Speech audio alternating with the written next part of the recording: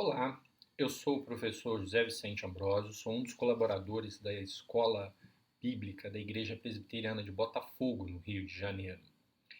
Este é o segundo encontro do curso O Evangelho na Vida, a Graça de Deus Transformando Tudo, livro de autoria do pastor Timothy Keller e editado pela Vida Nova, aqui no Brasil. Esse é o segundo encontro. O primeiro tratou do tópico cidade, um estudo conduzido pelo presbítero Eduardo Gouveia, disponível aqui neste mesmo canal do YouTube da nossa igreja, e tratou sobre a cidade, o papel da cidade, o nosso papel na cidade, qual o papel de um cristão numa cidade. Então são 8 encontros que vão tratar da nossa vida, da nossa relação com Deus e da nossa vida em sociedade. Hoje nós vamos tratar sobre o coração. O estudo é dividido em 3 partes. A primeira delas nós vamos falar um pouco sobre as formas de nós nos relacionarmos com Deus. A segunda, o coração e o evangelho. E a terceira parte sobre o arrependimento. Aqueles que me conhecem sabem que eu gosto sempre de deixar perguntas para reflexão, que eu gosto de chamar de provocações, como um estímulo à reflexão, à pesquisa, ao estudo e ao debate. Bom, a pergunta de hoje, que é uma das perguntas que eu vou deixar como provocação, é: a fé cristã pode ser chamada de religião? E aí, primeiramente, nós vamos precisar, a gente já entra na primeira parte da aula, entender o que é religião. De maneira bastante rápida e simples, a religião é a tentativa do ser humano de religar sua relação com Deus. Por que ela foi quebrada?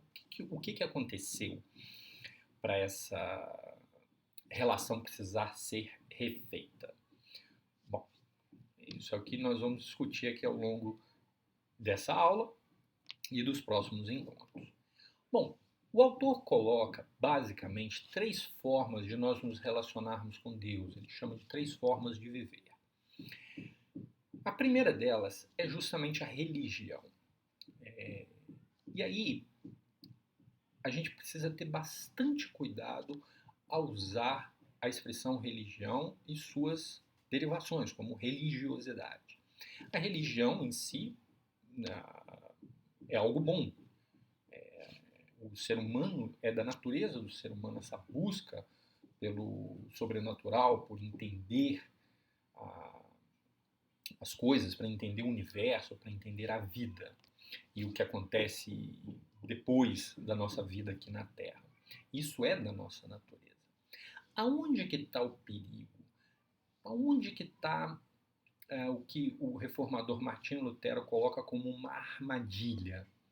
Está na religiosidade. E o que é isso?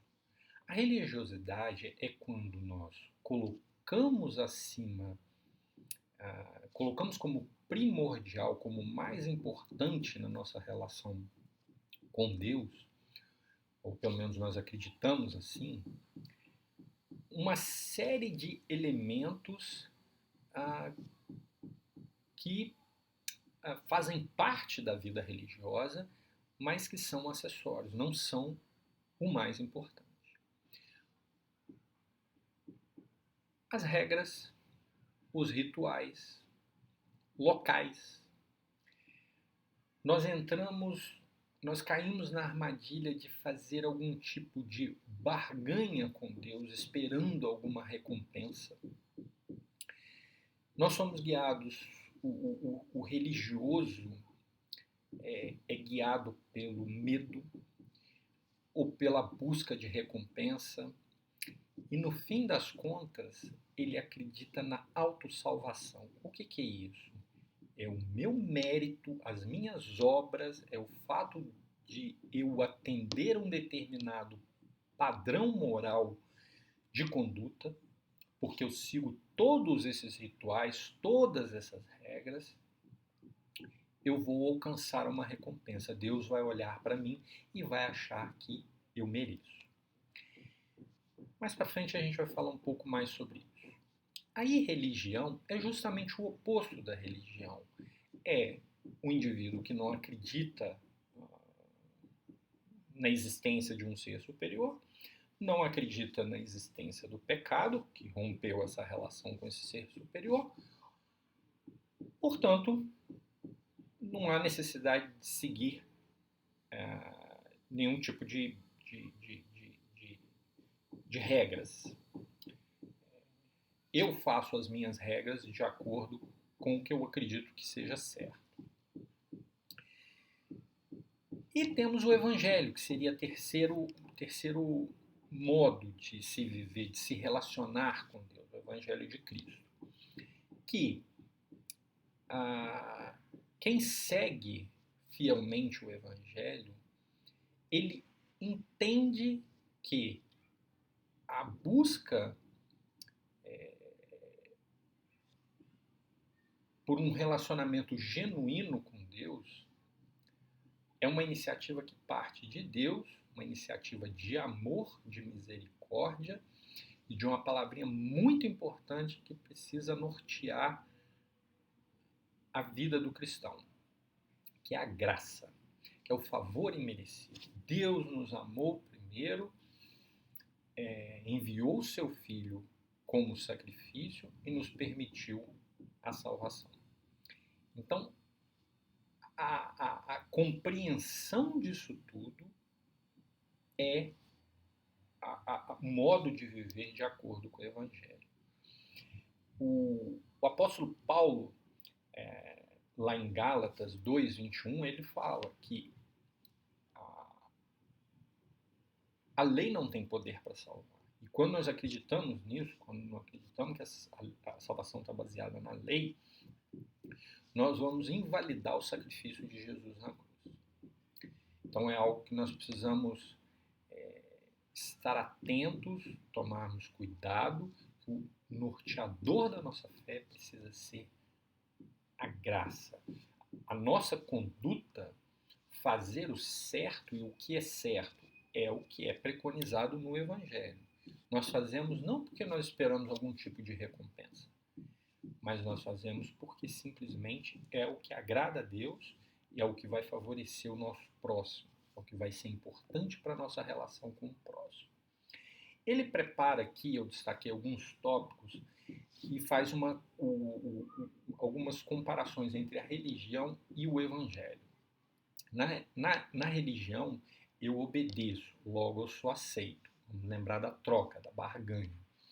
No Evangelho, eu sou aceito, eu sou atingido pela graça e por isso eu obedeço. A motivação é baseada no medo. Se eu não seguir aqueles padrões, se eu não seguir aquelas regras, eu vou ser punido. No Evangelho, a motivação vem por uma grata alegria, por uma gratidão por ter sido alvo da graça e do amor de Deus. O propósito da oração é controlar o meu meio. Normalmente eu recorro a Deus quando eu preciso, no momento de necessidade. No Evangelho, o propósito da oração é a comunhão com Deus, sejam em boas ou más circunstâncias. Como eu estabeleço, como eu sigo determinados padrões de moral, padrões de conduta, isso na religião, eu espero que todo mundo siga esse padrão. E quem não segue, eu estou sempre atento, tomando conta da vida das pessoas. E quando elas não seguem, eu sou extremamente crítico, eu sou extremamente duro com essas pessoas. No Evangelho, o meu olhar para quem não foi atingido por essa graça ainda, ou também por aqueles que foram atingidos e fazem parte de compartilham a mesma fé que eu, o meu olhar é de misericórdia, é de compaixão, é de empatia. Eu me coloco no lugar daquele irmão, daquela irmã, e entendo as suas limitações, as suas dificuldades, que não são muito diferentes das minhas limitações, das minhas dificuldades, das minhas falhas. Por que Lutero coloca que esse modo religião é uma armadilha? Ele fala que esse é o nosso padrão. E é uma grande verdade. A nossa tendência é cair nesse modo religião. Por quê? Porque as nossas relações sociais, seja no trabalho, seja relações familiares, as nossas relações de amizade, elas são pautadas pela troca. Nós, existe um ditado popular que as pessoas tomam como uma verdade, em parte ele é mesmo, que é dando o que se recebe. Com Deus, não é bem assim. Não é uma relação tão simplista como essa. Bom, o Evangelho e o coração. Qual o sentido do coração nesse contexto? Ele é, ele é o centro das nossas mentes, das nossas emoções, das nossas vontades. O coração, quando nós falamos de coração, quando numa mensagem a gente coloca um coração, num cartão, seja lá onde for, a gente vê um coração, a gente vai remeter a amor, a carinho, a cuidado. E aí, nesse segundo tópico, uma segunda questão de provocação aqui, o que nós precisamos fazer para crescer com um caráter parecido com o de Cristo?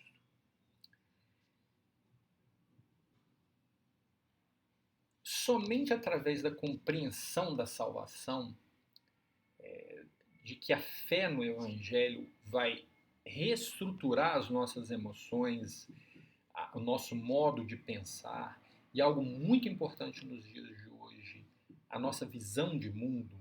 Nós vivemos num mundo em transformações rápidas e profundas, e que nós precisamos nos posicionar, nós precisamos, mais do que nunca, refletir o caráter de Cristo.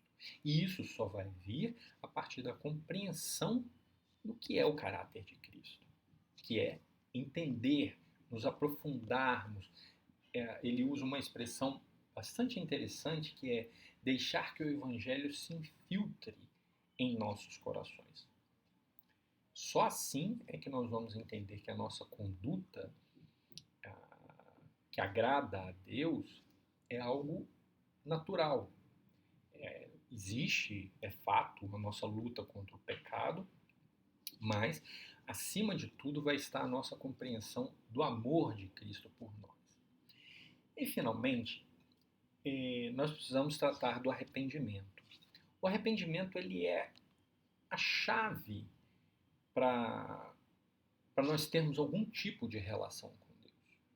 É o reconhecimento do amor de Deus, do sacrifício de Jesus na cruz e das nossas falhas, da nossa limitação, da nossa miséria espiritual. A primeira das 95 teses elaboradas por Martinho Lutero na Reforma diz a respeito ao arrependimento. Quando Pedro faz um discurso no templo, logo no nascimento do cristianismo, a primeira palavra dele é arrependei-vos. Então, o arrependimento religioso, vamos lembrar lá nas regras, ele cai na questão da barganha. Eu vou me arrepender para eu não ser punido, para manter Deus contente e Ele me dar alguma coisa, seja material, seja espiritual. No arrependimento no Evangelho, nós entendemos que o pecado entristece a Deus, mas nós somos atingidos pela graça e por isso nós precisamos nos arrepender. Outra questão colocada pelo autor diz respeito à humildade. Não há lugar para arrogância, para prepotência no cristianismo. Por quê? Em primeiro lugar, nós somos atingidos pelo amor de Deus, nós somos salvos pelo amor, pela misericórdia, pela graça, sem fazer nada para merecer. Ora, se Deus agiu assim comigo, por que eu vou agir de maneira diferente com o meu próximo? na minha relação com o meu próximo. Outra questão relacionada ao arrependimento, de acordo com o Evangelho, é uma contraposição à ansiedade. Para mim, aí o melhor texto que eu, na minha opinião, que há na Bíblia, é aquele intitulado Ansiosa Solicitude pela Vida, em que Jesus fala: olha as aves do céu, que elas não colhem, não plantam, não colhem, e nada lhes falta. Muito mais a nós, que somos muito mais importantes para Deus. Está lá em Mateus 6, de 25 a 34. E, finalmente, a glória de Deus e o bem ao próximo, né? Então a nossa comunhão com Deus e com o próximo, olhar caridoso, atencioso, amoroso para com o nosso próximo, e toda a adoração que nós devemos a Deus, deve pautar a nossa conduta. E não a busca por aprovação ou reconhecimento social, ou uma aclamação ou busca pelo poder, que é essa armadilha da religiosidade. Para terminar, com mais perguntas do que respostas, o que nos motiva, mais uma provocação, o que nos motiva a uma vida de obediência e arrependimento? E aí eu gostaria de deixar um dever de casa para você que está assistindo essa aula. O primeiro está lá em Lucas 18, de 9 a 14, que é a passagem do fariseu e o publicano. Ali você vai poder ter uma compreensão bem nítida a respeito do que é a religiosidade e essa armadilha, e alguém que caiu nessa armadilha, e alguém que era tido como mal visto na sociedade judaica e consegue alcançar a graça. O que ele fez? Qual que era a conduta de um e qual que era a conduta de outro? E a outra passagem é bastante conhecida, está lá em Lucas 15, de 11 a 32, que é a parábola do filho pródigo, que retrata Jesus ali com muita sabedoria, retrata a nossa relação com Deus. Um filho que pede os seus bens, quer cuidar da sua própria vida, vai para outra cidade, para outro lugar, gasta tudo, passa necessidades e não tem alternativa a não ser voltar para o seu pai, para a casa do seu pai, na angústia de que seria recebido ou não. A conduta do seu pai reflete a conduta de Cristo, de Deus para conosco. Nós não fizemos absolutamente nada para sermos recebidos, apenas o fato de sermos filhos, né? Que é um ato de amor, de graça. Então, são essas as reflexões que eu gostaria de trazer. Dúvidas, críticas, sugestões vão ser muito bem-vindas, é só deixar aqui nos comentários. E nós estamos também ministrando esse curso presencialmente na Igreja Presbiteriana de Botafogo, no Rio de Janeiro. Muito obrigado, Deus nos abençoe, um grande abraço.